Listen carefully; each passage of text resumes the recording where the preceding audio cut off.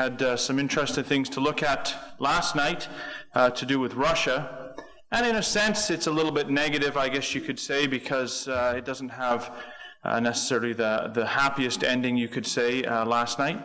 But tonight, we're going to look at peace, peace in the Middle East. And we asked the question, will it ever come? And spoiler alert, we're going to have a happy ending. So we asked the question, will peace ever come? And I know, and you know, naturally in the Middle East, honestly, no.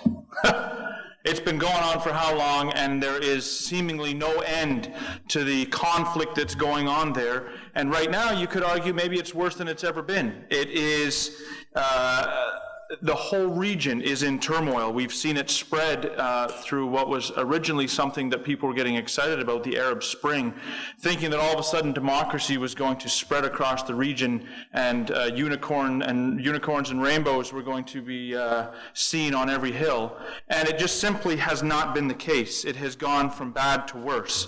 And now we see it in Libya, Egypt, Yemen, Syria, Iraq, and now we finished last night by looking at the things that are starting to turn up to a bit more of a hot, maybe not quite boiling yet, but certainly a level of hot in Turkey. So across the whole region, we can see that peace is far from close, it would seem. Tonight we're going to focus a little bit more on the events in Israel, because it's simply what the world focuses on.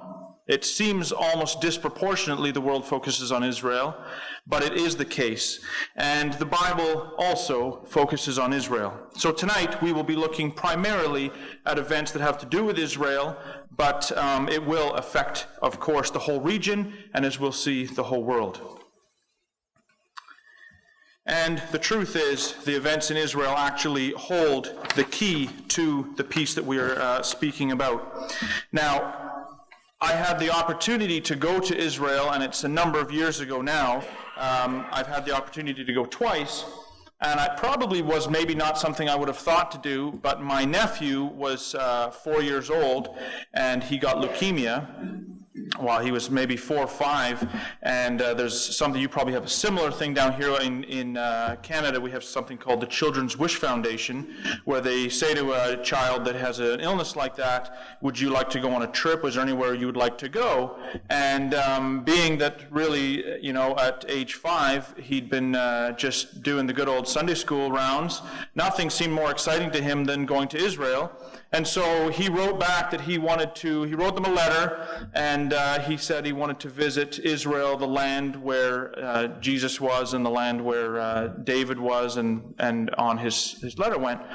And I decided, I was very close to him. I didn't have kids of my own at that point, and I thought, you know what, me and my wife, we'd just been married. We thought, you know what, we're going to go along too. This is going to be really neat, and it was going to be a special time that we could spend with him and the family, so we decided to go.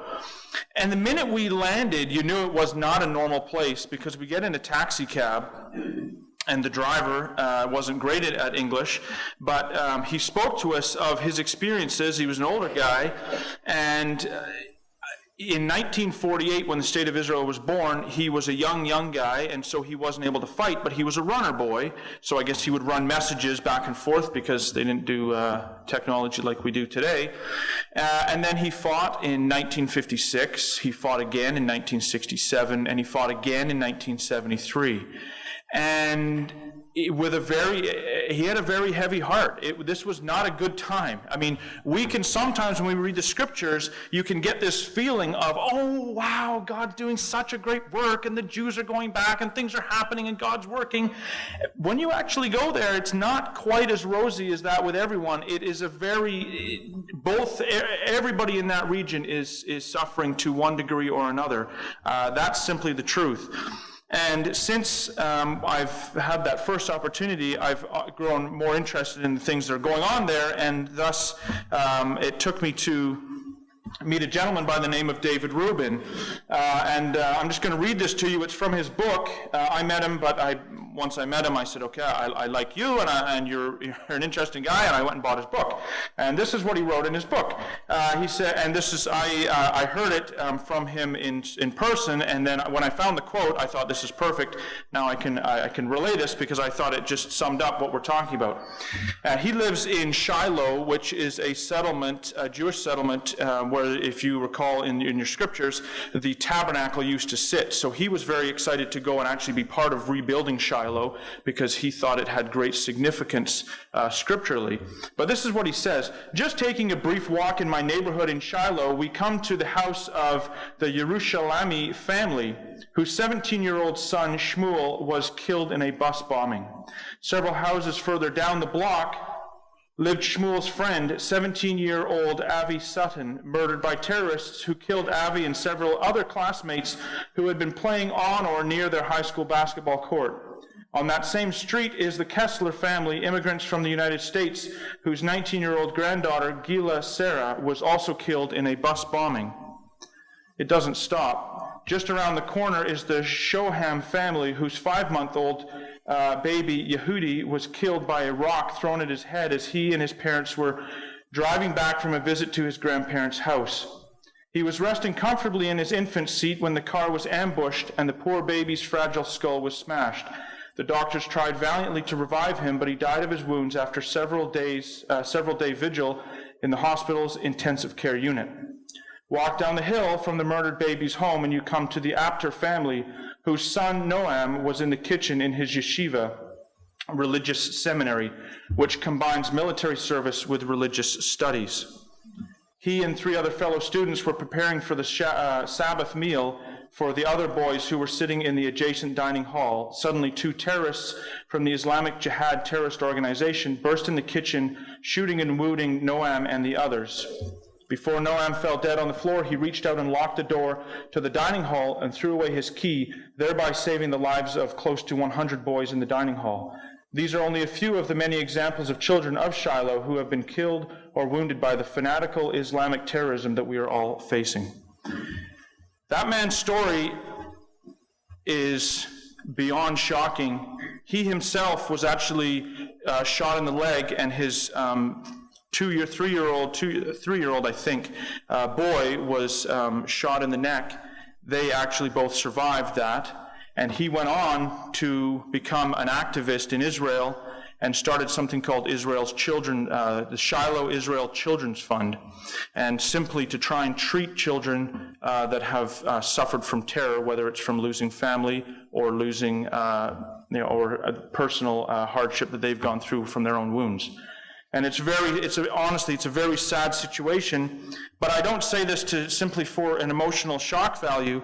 I think for us living over here, certainly for me living in Canada, this is so distant from what I deal with on a day-to-day basis. Sometimes you read something like that, you just think, I can't even relate to what these people are going through. The one thing we talk about peace in the Middle East, there's something you will have heard time and time and time again, and it's something called the two-state solution. You'll remember they pulled out of the Gaza Strip some years ago, and the idea was that this would in some way relieve the tension, give these people some of their own land. The reality is it's done anything but. All it has done is brought more war and more terror and more hardship to the nation. And the truth is, the leadership is beyond corrupt, and I'm sure we don't want to make it sound like all those people are necessarily one way or the other, but the truth is fanatical Islam has taken over the surrounding areas around Israel, and this is the result. And so what's happened over the last little while is that the idea of a two-state solution is becoming more and more impossible. He writes the following: did Ehud Barak and the rest of the Israeli leadership, these are the ones that discussed originally the two-state solution, leadership, really expect the Hezbollah terrorists to sit politely with their hand folded for 6 years in deep longing for peace? Did Ariel Sharon and his then deputy Ehud Olmert seriously think that the Hamas and the Fatah terrorists would turn their swords into plowshares after Israel's retreat from Gaza? Did the American, European, and other leaders of the West sincerely believe that the Islamic terrorists would begin praying for the peace of Jerusalem, Uncle Sam, and the EU if we only disengaged from them by giving them control of more land from which to attack us? The lessons are clear if we only open our eyes as we sit in our bomb shelters as the missiles fall from the north and the south. And so the reality is, it just is impossible to have a two-state solution. This is something, I didn't come up with this myself. It's from somebody in Israel. I don't know who's put it together, but I've seen it before, and I thought it shows the point very well. The yellow dotted line is today what would be considered the West Bank. And you can see from the top there, from the edge of the West Bank to Netanya, on the shoreline there, is only 15 miles across. It is an impossible width of territory from which you can control, or from militarily which you can hold on to in a time of distress. And from the Jordan River is only 55 kilometers across to the major city centers there, east of Tel Aviv. So it is if you took that land, I mean, as bad as it is in Gaza now, if you put that type of a situation in the West Bank and put all that on the mountains that look out over all the plains of your major cities below, you can imagine how brutal a situation it could be. And when we were over there up on the Golan Heights, you can see it's at the top, it says Ramat HaGolan. That's the Golan Heights that look down above the Sea of Galilee. Previous to 1967, it was held by the Syrians, and all the original bunkers and gun emplacements are still there today, and you can go through and you can walk through them and see them. And all those guns and all that was just looking down over Israel's territory, and farmers plowing the fields were simply trying to plow between bombs, and they had full armored tractors. It was ludicrous. So in 1967, they took those heights, and that's something that the world is pushing Israel to give back, along with the West Bank. Now, what's happened in Syria is a civil war. The reality is, even if you wanted to give it back, you have nobody to give it back to because it's so divided and so ridiculous. And so the Golan Heights, for the moment, seems to be off the table. But the reality is, the same situation would exist in the West Bank if you gave that territory up. And now you've got it close to over 600,000, they say now, Jewish people living in the West Bank that you would have to try and evacuate. And so the U.S. even themselves are seeing that White House, it says here, gives up on the Israeli-Palestinian two-state solution peace deal. I actually think this is a really good thing because we do want peace in the region. Nobody wants to see what's going on over there. And from the prophecies, we looked at it last night, the prophecy of Ezekiel 67 ultimately is about a northern confederacy of nations coming down on Israel. But prior to them coming down, it talks about, in verse 11 of Ezekiel 38, it says, and thou shalt say, I will go up to the land of unwalled villages. I will go to those that are at rest, dwelling safely, all of them without walls, and having neither bars nor gates. I can tell you, if you go through the West Bank, there's more bars, walls, and gates than you can shake a stick at. So something's got to change over there, and something's going to change over there prior to this Northern Confederacy coming down. How it's going to happen, I cannot tell you. It's going to happen, but even then, when we talk about that level of peace, it's not a great peace because the prophecy carries on to say this Northern Confederacy is going to come down. That being said, we do look for an easement of the situation there, and a two-state solution was never going to bring about peace. It simply wasn't. And we can look at maybe a little bit more why the two-state solution would be pushed. But we know for a fact that it was not going to bring about what the prophecies called for, because we could go through prophecy after prophecy after prophecy, and you've got Jews on the mountains of Israel. In fact, it's one of the biggest signs of the times, as far as I'm concerned, that we're living in the end times. Because the growth of people, of Jewish people that the prophecies have called for, are now living in that West Bank is unbelievable.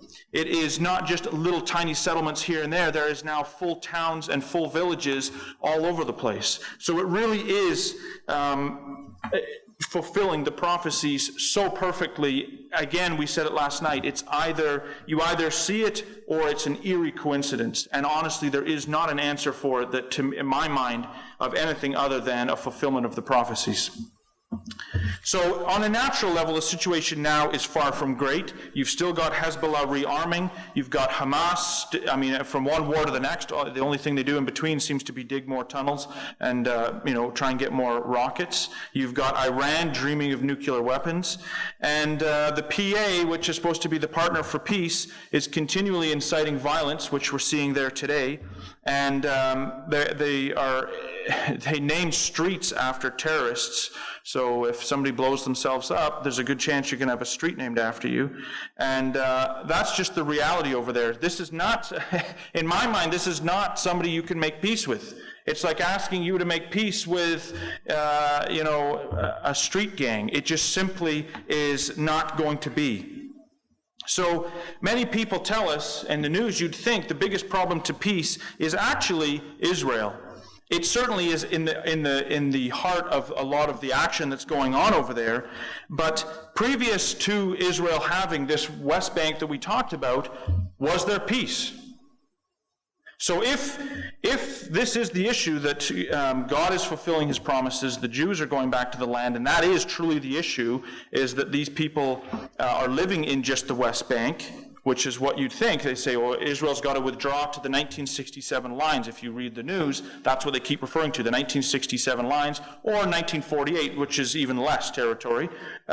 So if the Jews would just retreat, oh my goodness, it's just going to be beautiful. And everyone, again, you've got unicorns and rainbows. The reality is actually far from the truth. Prior to the state of Israel being born, was a gentleman, that's Hamas firing rockets from Gaza into Israel, but there you go. This is the gentleman that was before the Palestinian Authority. If you go back, this gentleman, the Mufti Haj Amir al-Hussein, was the gentleman that was sort of in control. So if you went before, Arafat kind of took over from him loosely. But if you go back, this was the gentleman that was heading up the land there.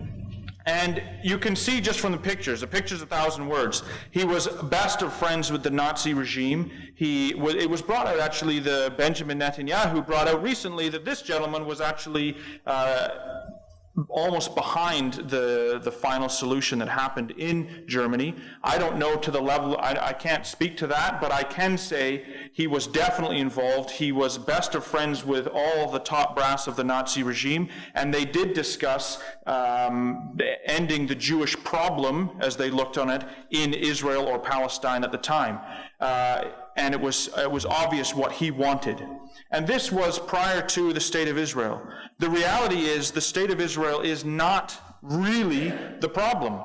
Osama bin Laden referred to it and said, this was while he was still alive, referred to it and said that they can't take the fact that the Jews are in the land of Palestine, or whatever I can't think of the name he referred to it, but that this is the problem. They can't take it on any level. The truth is, it's not that if Israel withdrew to the 1967 lines, you'd have peace. It will not. It's not the case. They would take the land. Sure, they would. Would they lay their arms down? No. It's not the problem. From the very beginning, the truth is, any Jews in the land is the problem for them. There is no level that is acceptable, and I believe that truly. So, there's the interesting thing when you come to the Middle East, and when you come especially to Israel, there are so many different people that have interests there. I mean, when you go to Jerusalem, you stand in one spot, you've got the churches all around, the Christian churches all around you, you've got mosques all around you, and you've got the Wailing Wall with all the Jews. It is a pressure cooker, there's no doubt. It is quite an incredible situation that's there. And I don't think it's by accident. I mean, God has set this up. He calls it Jerusalem the burdensome stone. This is something that God is bringing out, and he's testing the nations, and he's testing his own people as to how this is going to play out and how they treat the Jews themselves. I believe you go back, well, we can get to that, but I mean, when you come back to the promises to Abraham, we can see, I think there's a principle that's laid out there. But as we talk about people that have interests in the land, it cannot be mistaken that there's another person that is extremely interested in the land of Israel and was so from the very beginning. This is a book called The Vatican Against Israel, and this is what the guy's name is, Giulio Meotti. He is an Italian journalist, and he writes, the Pope made clear to Herzl, Herzl was the gentleman that was pushed for the Jews to go back to Israel. He was behind what was called political Zionism, going back to the land of Israel. The Pope made clear, he met with the Pope made clear to him, the existence of a restored Israel in the land of the Bible is proof that they, the Jewish people, is not annihilated, assimilated, and withering away, and is the living refutation of the Christian myth about the Jewish end in the historic process. And this is precisely why the state of Israel has been the most dramatic challenge for the Vatican and the biggest crisis for contemporary Christian theology. It's hard to understand maybe, but if you think about it in this simple way, it's what we call replacement theology. The church fathers for literally over 1,000 years have been saying that the Jews killed Jesus, and therefore in killing Jesus they were destined to be a cursed people and to wander the face of the earth forever. The Jews and that the church themselves have replaced the Jewish people as God's people. That is the essence of replacement theology. If that's the case, we have a problem because the Jews are going back to the land. So all of a sudden, this was a very big problem. It actually carries on, and so the Pope said to Herzl, I know it's not pleasant to see the Turks who had possession of the Holy Land at that time. He says, it's not pleasant to see the Turks in possession of our holy places. We simply have to put up with that. But to support the Jews in the acquisition of the holy places, that we cannot do. And Herzl said it was clear that the Vatican was against Britain's Balfour Declaration because of an abhorrence of both Protestantism and Zionism. Avril Manhattan writes in the Vatican-Moscow-Washington alliance, he says, the specter of the creation of such a theocracy has haunted the inner chambers of the Catholic Church from her earliest inception and is still a dominant fear. Hence her equivocal role in world affairs surrounding the birth of the State of Israel. In Vatican eyes, therefore, the millenarian yearning for a global Hebrew theocracy represents a deadly threat to the eschatological teachings of the Catholic Church. When translated into concrete political terms, such a view spells not only rivalry, but implacable enmity. It just simply, as far as they were concerned, could not happen. And today, folks, unfortunately, it's not really a lot different. There's a different look to it and a different face put on it, but when you look at the detail, the reality is it's not really a whole lot different. This gentleman was Chaim Weizmann, and he was the leader of the Jewish people a little bit further down when they were trying to get the vote passed in the United Nations for the State of Israel. And he wrote, if the mandate does not go through at this time, it never will. The Catholics have been chiefly responsible for uniting the Muslims and the Christians against us, because what the Vatican really wishes to have is something which amounts to power in Palestine, and it has been using various Catholic members of the League, such as Spain, Brazil, Italy, Belgium, and France, in order to achieve its objective. And this is really the inner meaning of its attacks against us. It was clear to everybody involved in the process that they did not have the support of the Vatican, in fact, quite the opposite. The question is it any different today? This was the gentleman that wrote the Vatican Against Israel, and it was published in 2013. And this is what he says about the Roman Catholic and Israeli relations. He says, pro-Palestinian / anti-Israeli rhetoric of the Arab Christian bishops has become a staple of Western clerics, both Catholic and non-Catholic. Their criticism falls into roughly 3 categories: comparing Israeli policies to the Holocaust, comparing Israeli to an apartheid state, comparing the sufferings of the Palestinians to the sufferings of Christ. The truth is, you'd think, come on, that's a bit far-fetched, really. The truth is, folks, that when you actually get into the nuts and bolts of the current crisis, and that is, there's too many people that do not want this crisis to be solved. That's the truth. There's too many people that do not want it to be solved. You know, in 1948, when the Jews proclaimed the state of Israel, the British pulled out and the Jews proclaimed the state of Israel, 870,000 Jews at that point had to flee from the surrounding Arab lands because of fear for their lives. So you had 870,000 refugees that fled into Israel. And at the same time, you had 700,000 refugees that actually moved out of Israel and went to Arab lands. Some of it, there's people debate both ways. Was it of their own volition or what was it? I think it maybe have been a bit of a combination. They were scared of the Jews coming, but at the same time, their own leaders were telling them, just come out, and within a few weeks, we'll have the land cleansed. Don't worry about it. And as we know, it didn't work out that way. The truth is, the 870,000 Jews have been assimilated, no issue, into Israel and have good working lives. The 700,000, there's only actually 30,000 left today, but they have been kept in camps, and the world does not want them to be assimilated. And so what they've done now is said, well, if a refugee, if there's only 30,000 left, that's not a big enough number to worry about. So anybody that's their children or their grandchildren, they are now refugees, and they deserve to come home to Israel as well. But knowing full well that if that happened, it would flood Israel with the numbers, and you would cease to have a Jewish state. But that is honestly what they want. But a lot of times it's very subtle things that go on. And this is what keeps this crisis continually on the back burner, or sometimes right in the middle of it. It's a constant incitement and a constant war to just keep this issue on the forefront.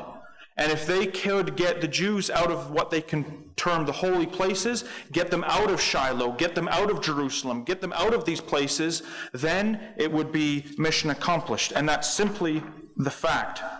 This gentleman says this, and he was, Michael Saba was the bishop over the land, just until very recently, actually, in Israel. He says, this land cannot be exclusive for anyone. But see, you think, well, of course, that's not right. That would be racist to say that it's a land for the Jews. Well, as one of the Jewish ambassadors to the UN said recently, if you go and actually look at to the UN and you count the flags, he says there's something like 23 with a cross, there's something like 15 with a crescent, and he said there's one with the Star of David on it for the Jewish people. We have one small land, and we've been a lot of years without a place to be, where we can be free from persecution, and he said, and to be honest, he said that is one too many. But by saying it can't be exclusive for anyone, that means that anybody could move to Israel, meaning the refugees should be able to come back. And this gentleman puts it this way, which is the other angle. The bishop, the German bishop, made the comparison during a recent visit between Yad Vashem, the Holocaust Memorial Museum in Jerusalem, and Ramallah, a city in the West Bank. Hankey said, "This morning we saw pictures of the Warsaw Ghetto at Yad Vashem, and this evening we are going to the Ramallah Ghetto." Now, folks, living the way they do, the Palestinians, as far as I'm concerned, they're pawns in this whole thing that's going on. It is not a situation that anybody would want to be in, but at the same time, to try and compare it to the Warsaw Ghetto is so ridiculous, it is actually blows your mind. The reason there's walls, if you go back, my wife actually went to Israel before I did, before we were together. She went to Israel, and she was able to drive into Bethlehem, she was able to drive into Nazareth, into all these places that today would be Arab lands. Today, a Jewish car absolutely cannot go into those cities. It is complete lockdown. Now, what changed that? Before, actually, to be honest, if you looked at peace today, we say elusive peace, we're going backwards. Because before, we had a guide when we first went, which is even now maybe 10 years ago, and our guide, when we were going through the old city, he would stop at Arab stalls and buy, he said, the Arabs make the best socks, and he would buy socks, and we would go to Arab places for dinner. And there was, even then, although it was already breaking down, there was a much more connect. The reality is it's going backwards, and the incitement is getting worse and worse. Well, in comparing Ramallah to the Warsaw Ghetto, this was the Warsaw Ghetto. I looked up, I thought, I'll get a picture. Some of the pictures of the Warsaw Ghetto, I mean, the reality is you're literally loading people into cattle trucks, and we know what the end of it was. It is an outrageous comparison. But you say, well, maybe that's a rogue bishop. I mean, really, we wouldn't actually mean this across. This wouldn't be policy of the Vatican to push this kind of a thing.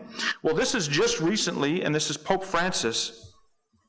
He went to Bethlehem, and on the way out, he decided he would stop at the wall and pray. Okay. He knows. You can see here's the cameras. It's literally, if you get a shot from behind, there's just a crowd of cameras around him. He picks the spot. They've got it scribed, ready for him. Bethlehem looked like the Warsaw Ghetto, free Palestine. And he prays there, and the whole media takes all the pictures, gets it all over the world news. This is not accidental. This is an extremely highly publicized visit, and this is where we stop to pray. Folks, this issue that we have when we talk about peace, it is not an issue, I repeat, that anybody that's really involved in a lot of corners, especially here, they do not want this to go away. They will not stop until the Jews are out of the holy places. And when we looked at it last night, this gets to the heart of Ezekiel chapter 38, and we read Joel chapter 3. You're coming against my people Israel. Joel chapter 3 says you're coming against my heritage Israel. It comes up again and again. It is the cornerstone of the prophecies. If you said, why in the prophecies what are they doing? What is this group of nations? Why are they coming against Israel?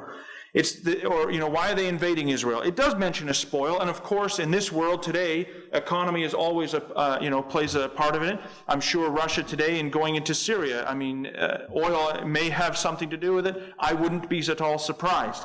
Some people say it is, and it very well may be. Going down into Israel is going to have some benefits economically to this northern group of nations, but at the heart of it, there is a deep-rooted anti-Semitism.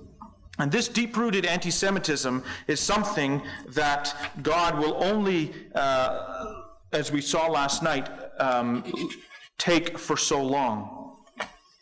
This was, I got this picture. This was Bethlehem today. So stars and bucks. So I know it's, and I shouldn't really joke, but stars and bucks, it's true they don't have Starbucks, but they have a close second. And the two Mercedes, I didn't take this picture, I just got this, I just Googled Bethlehem, and this was one of the pictures that came up, and it was two choice. The reality is, as I say, for the Palestinian people, this is not a great scenario. This is not a good situation. A lot of them would love to leave Israel. A lot of them would love to get out of there and go back and be joined to family. They're not allowed to go. The list of things you have to have in place as a Palestinian to be able to leave ensures that you will be coming back. It is, it's quite a situation. So the reality is, I haven't given you anything that makes us feel any more excited about the situation today. But the truth is, there is an answer, and there is an answer in the Scriptures. And let's go back to Genesis. If you've got your Scriptures with you, your Bible, Genesis chapter 12.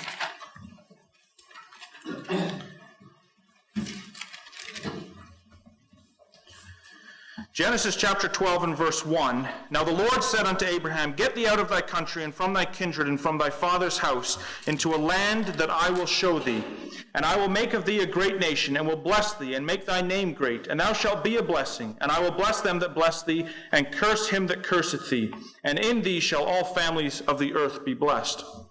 So in because of Abraham's faith, as we read through the Scriptures, he obeys God, he leaves his family in Ur of the Chaldees, and he goes out. And as we go through the promises, we don't have time to really look at them actually, but it goes forward to Genesis chapter 13, and it goes forward to Genesis chapter 15. We could go through all of them. Let's just jump to Genesis 15 and verse 18. God says to him, In the same day the Lord made a covenant with Abram, saying, Unto thy seed have I given this land, from the river of Egypt unto the great river, the river Euphrates. So God promises this land that we're talking about tonight. He's promised it to Abraham. And what we read further, when we read tonight from 2 Samuel chapter 7, is incredible, because those promises to Abraham give us this much detail. Then when you go forward to the promises to David, God updates us and gives us even more detail. We don't have the time to go through it all tonight, but clearly it's given us more. Let's just read this here, verse 12. And when thy days be fulfilled, thou shalt sleep with thy fathers, and I will set up thy seed after thee, which shall proceed out of thy bowels, and I will establish his kingdom. So it's now talking about specifically, it says, I will set up thy seed after thee, which shall proceed out of thy bowels. I will establish his kingdom. So it's not just the seed in general, it's a specific person. And he says, verse 13, he shall build an house for my name, and I will establish the throne of his kingdom forever. So David, this kingdom of yours that your seed's going to sit on is going to last forever. Verse 14, I will be his father, and he shall be my son. So not only that, like what? David's sitting there going, my seed that comes down, in my generations, there's going to be a specific person that is also your son, God? God says David, he's going to be your seed, but he's going to be my son as well. David's mind is like he's blown, and David is and verse 16, and thy house and thy kingdom shall be established forever before thee. David, not only that, you're going to see it. These are incredible things. It's said in the New Testament that the gospel was preached before to Abraham.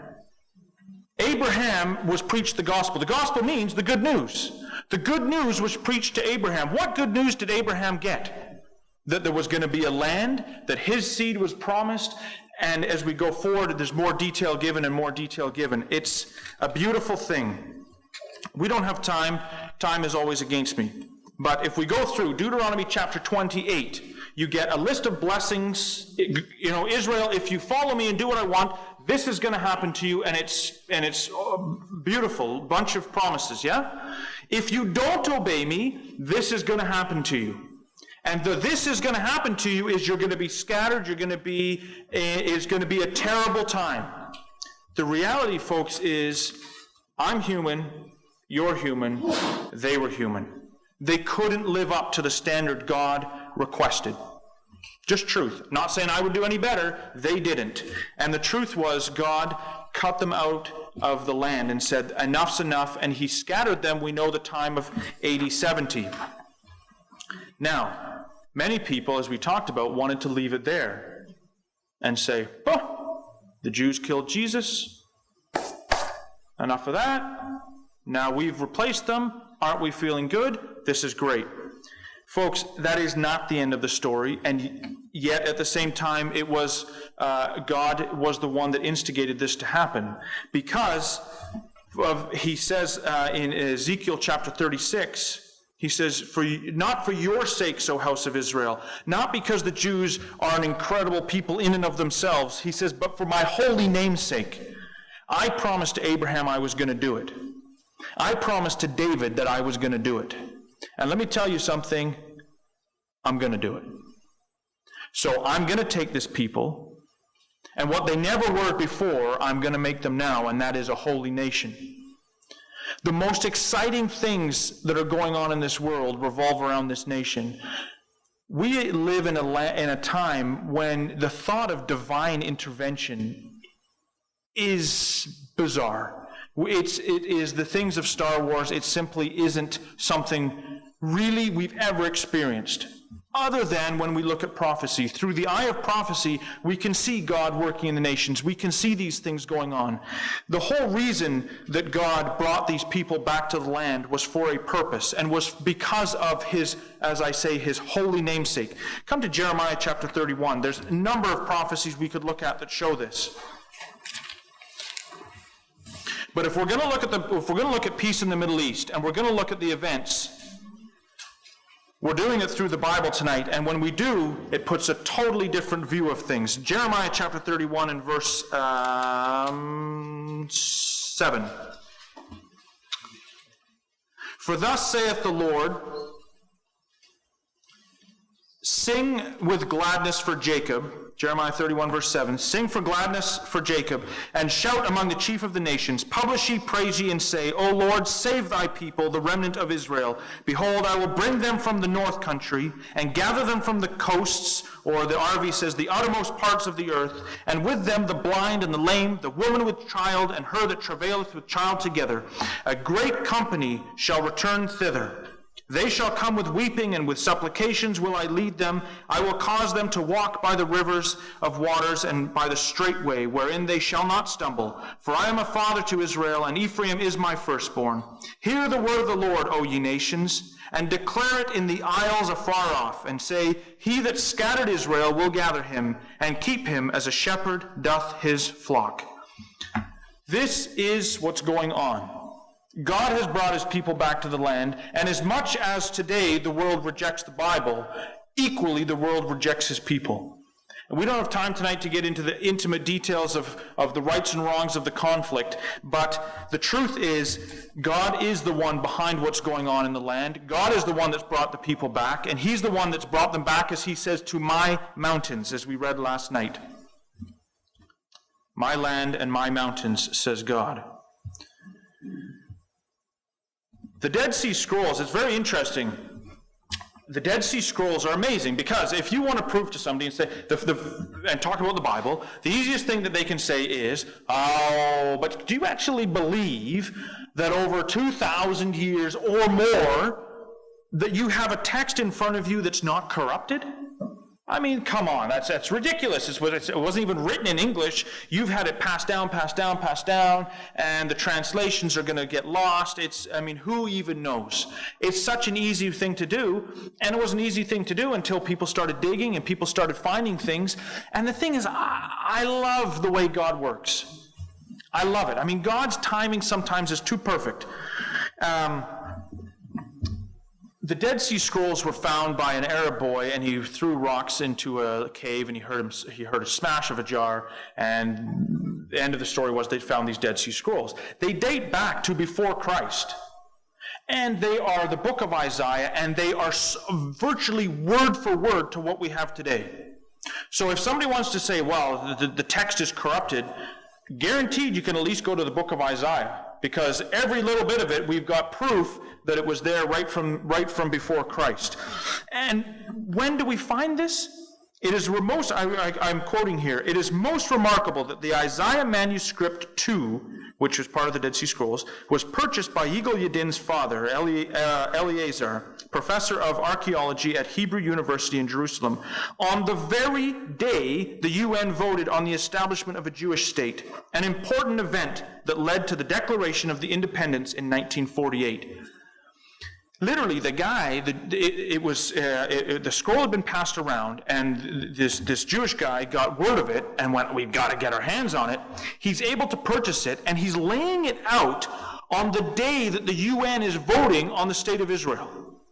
And not only that, the guy we saw before, Chaim Weitzman is his name, he was the one, and he read out this verse in the United Nations, and it was right from the book of Isaiah. And he read, and it shall come to pass in that day that the Lord shall set his hand again the second time to recover the remnant of his people which shall be left from Assyria and from Egypt and from Pathros and from Cush and from Elam, from Shinar and from Hamath and from the islands of the sea. And he shall set up an ensign for the nations and shall assemble the outcasts of Israel and gather together the dispersed of Judah from the four corners of the earth. Those words were read out to the United Nations, and then they voted on whether there was to be a state or not. And at the same time, we've dug up the scroll and found the scroll and are rolling it out, and God says, there it is. My holy namesake, I said it was going to happen, and I said it in the book of Isaiah, and here it is, and it was happening. Now, we could go through many prophecies, but just come to Hosea. If you want to listen, that's okay. The minor prophets, as we call them, can be a little bit hard to find them. But Hosea chapter 3 and verse 4 For the children of Israel shall abide many days without a king, and without a prince, and without a sacrifice, and without an image, and without an ephod, and without teraphim. In other words, they're going to last for a long time without. Those are the things to do with the temple. They're going to be for a long time without. But afterwards shall the children of Israel return. Number one. See, now there's phases here. Number one, they're going to return and seek the Lord their God, and it says, David there, seek the Lord their God and David their king, and shall fear the Lord in his goodness in the latter days. Expect them to go back, expect them to seek, and then expect them to fear God. And it's a process, and for anybody that's learning from the Bible, it's a process. It's not an overnight situation. And here it is the same thing. Now, the incredible thing is, folks, is that all this was written down before. This was from the 1600s. These things were expected. Shall they return to Jerusalem again, says Thomas Brightman? There is nothing more certain. The prophets do everywhere confirm it and beat upon it. The prophets don't shut up about it. All they want to talk about is the Jews going back. And Thomas Brightman is loving it. And so was Sir Isaac Newton. He talks about the Jews going back in all the different places, Daniel, Revelation, Matthew, Ezekiel. He says, the manner of how it's going to happen, he says, I know not. Let time be the interpreter. I don't know how it's going to happen, he says, but we'll find out. It's going to happen. That was in 1733.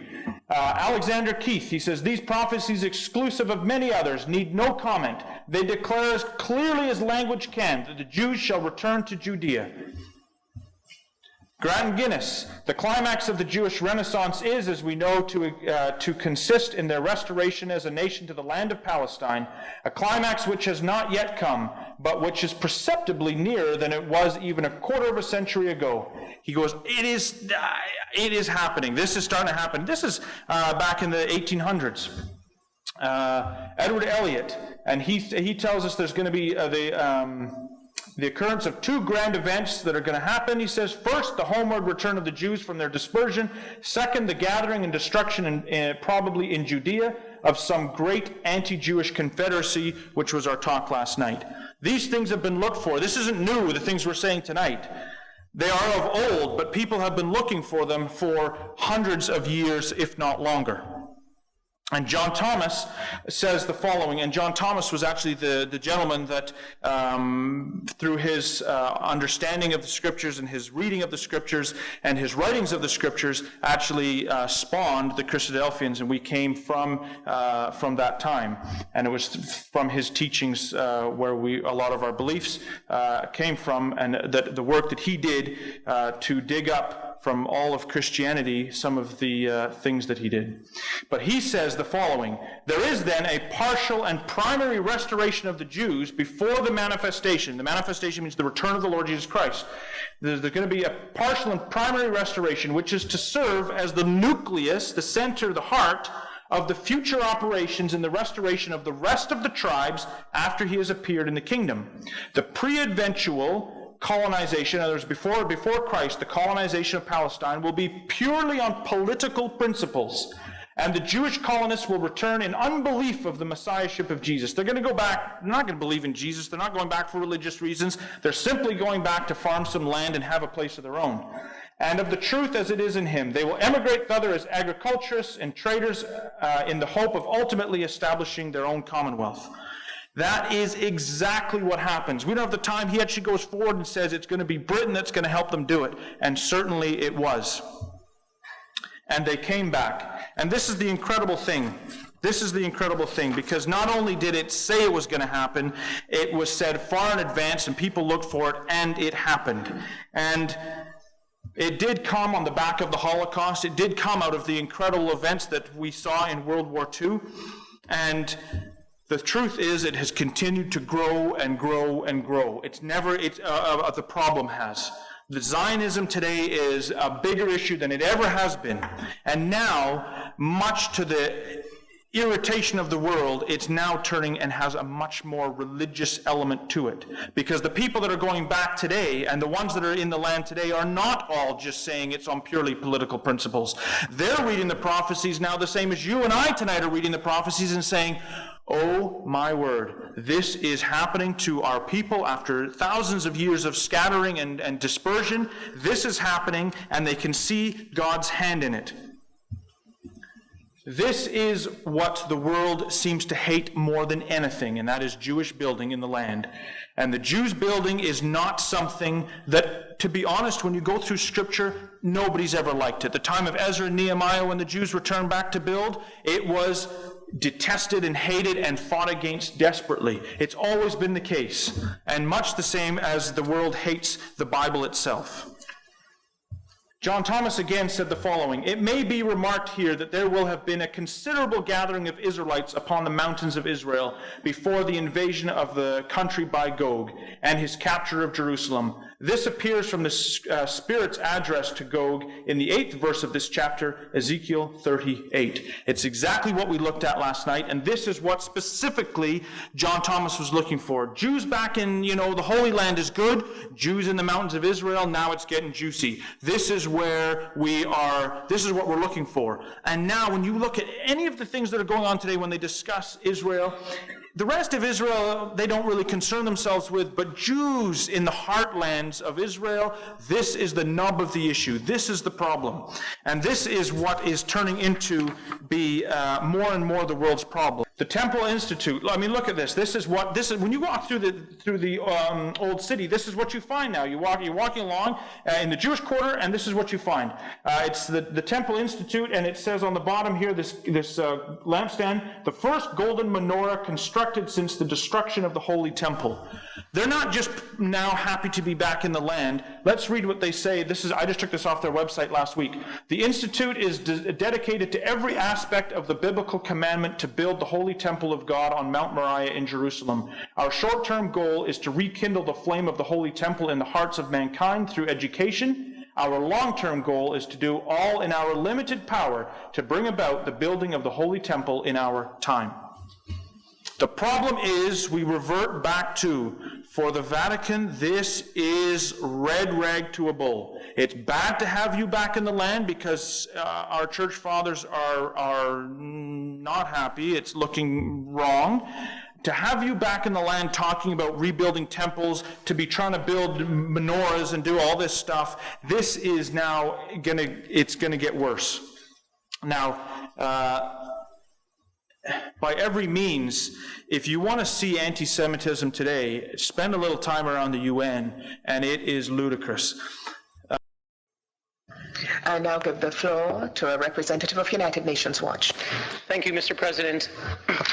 6 decades ago, maybe a little in the aftermath of the Nazi horrors, Eleanor Roosevelt, René Cassin, and other eminent figures gathered here on the banks of Lake Geneva to reaffirm the principle of human dignity. They created the Commission on Human Rights. Today we ask, what has become of this noble dream? In this session, we see the answer. Faced with compelling reports from around the world of torture, persecution, and violence against women, what has this council pronounced? What has it decided? Nothing. Its response has been silence. Its response has been indifference. Its response has been criminal. One might say, in Harry Truman's words, that this has become a do-nothing, good-for-nothing council. But that would be inaccurate. This council has, after all, done something. It has enacted one resolution after another, condemning one single state, Israel, in 8 pronouncements, and there will be 3 more this session. Hamas and Hezbollah have been granted impunity. The entire rest of the world, millions upon millions of victims in 191 countries, continue to go ignored. So yes, this council has done something, and the Middle East dictators who orchestrate this campaign will tell you it is a very good thing, and that they seek to protect human rights, Palestinian rights. So too, the racist murderers of Darfur women, the rapists of Darfur women, tell us they care about the rights of Palestinian women. The occupiers of Tibet care about the occupied, and the butchers of Muslims in Chechnya care about Muslims. But do these self-proclaimed defenders truly care about Palestinian rights? Let us consider the past few months. More than 130 Palestinians were killed by Palestinian forces. This is 3 times the combined total that were the pretext for calling special sessions in July and November. Yet the champions of Palestinian rights, Ahmadinejad, Assad, Gaddafi, John Dugard, say nothing. Little 3-year-old boy Salam Balusha and his 2 brothers were murdered in their car by Prime Minister Haniyeh's troops. Why has his council chosen silence? Because Israel could not be blamed. Because, in truth, the despots who run this council couldn't care less about Palestinians or about any human rights. They seek to demonize Israeli democracy, to delegitimize the Jewish state, to scapegoat the Jewish people. They also seek something else, to distort and pervert the very language and idea of human rights. You ask, what has become of the founder's dream, of Eleanor Roosevelt, of René Cassin, of John Humphrey, P.C. Chang, Charles Malik, who assembled here in Geneva 60 years ago? Mr. President, with terrible lies and moral inversion, this council is turning that dream into a nightmare. Thank you, Mr. President. Por primera vez, For the first time in the session, I will not express thanks for that statement. I shall point out to the distinguished representative of the organization that just spoke, the distinguished representative of United Nations Watch. If you'd kindly listen to me. I am sorry that I'm not in a position to thank you for your statement. I should mention that I will not tolerate any similar statements in the Council. The way in which members of this Council were referred to, and indeed the way in which the Council itself was referred to, all of this is inadmissible. In the memory of the persons that you referred to, founders of the Human Rights Commission, and for the good of human rights, I would urge you in any future statements to observe some minimum proper conduct and language. Otherwise, any statement you make in similar tones to those used today will be taken out of the records. That's the reality, guys. It is unbelievable, and I could play you 5 more. That's the reality of what is happening. But the truth is, Zionism is not going away. It is God's work. And the crisis is only going to get more and more and more. It's coming to a head, and the truth is, it's actually kind of exciting, because the end of these prophecies are the return of the Lord Jesus Christ. But as it gets closer and closer, I think that, for me, it is something that is a little sobering, because it makes me want to examine myself. And when I say that the issues are going to get more and more, you can see that this issue of Zionism, this issue of God's people coming back into the land, is going to get more and more to the forefront, especially when you see the next gentleman, because you can see how much the world likes it when Israel builds, when Israel has this, when these things go on. And this next gentleman, if we can... it's just an audio clip, it's all I could get, but his name is Daniel Luria. He's the executive director of Jerusalem Reclamation Project. Now, honestly, I mean, you put your mind into the UN, and then you read the prophecies, and then you listen to somebody like this, and you think, oh, wow, this is how, you can see how the world is going to react to this type of a thing. The mountain behind the Mount of Olives, only a few hundred meters away, of course, not in the middle of the desert, is only a few minute drive from the old city, is today called Kidmat Zion, east of Zion. That empty block of land, which is at the edge of Jerusalem, in the 1920s, 210 Jews bought 170 acres of land. Official title, no question. 70% of that land is today outside the borders of Jerusalem, and the Arabs have built illegally the village of Abu Dis. That we don't deal at the moment. We're only concerned at the moment what's happening inside the borders of Jerusalem. Of the 30% that remains inside the borders, we hope to build a Jewish neighborhood of 300 odd units. Today there are 6 families living there today as the beginning of the Jewish neighborhood, waiting for approvals, and eventually that will also happen. Because You see, we follow a certain roadmap that we call God's roadmap. All the other roadmaps from the quartets, from the European Union, United Nations, it means nothing. They can scream today till tomorrow that Jerusalem should be divided, that there should be a two-state solution. I have a message for the world, and that message is that God's roadmap is what decides. We are in the part of the redemption process, and nothing is going to stop it. There are ups and downs. Yes, we have terrorism. Yes, we maybe have a little bit of a definition problem, how we define ourselves as Jewish people. But understand this. We, the Jewish people, have returned home to the Jewish homeland God gave us, not to be divided, not to be courted, and not to be discussed by the world. If the world doesn't like it, they cannot like it. This belongs to us. You can imagine how that attitude is going to go down when you say to people, well, we're doing this because it's the promises of God, it is because of we're following God's roadmap. It is going to only further inflame the conflict. God, in his foreknowledge, knew it would be the case. And if we turn to Luke chapter, well, let's go to Acts, actually. We read this last night. I'm just going to read it again. Acts chapter 3. Verse 19, we read it last night, I think it's just as relevant for tonight. Repent ye therefore and be converted, that your sins may be blotted out, when the times of refreshing shall come from the presence of the Lord. And he shall send Jesus Christ, which before was preached unto you, whom the heavens must receive until the times of the restoration of all things, which God hath spoken by the mouth of all his holy prophets since the world began. Jesus Christ is held in heaven until the times of the restoration of all things. Come to Daniel, the prophecy of Daniel chapter 2. We didn't look at this prophecy these last two talks, but it's also very relevant, and we're going to read just from verse 44. And it's the list of, it goes through the different nations until it comes to the time of the end. But verse 44, and in the days of these kings shall the God of heaven set up a kingdom which shall never be destroyed. And the kingdom shall not be left to other people, but it shall break in pieces and consume all these kingdoms, and it shall stand forever. It is through this kingdom that God is promised will come, that true peace will come on this earth.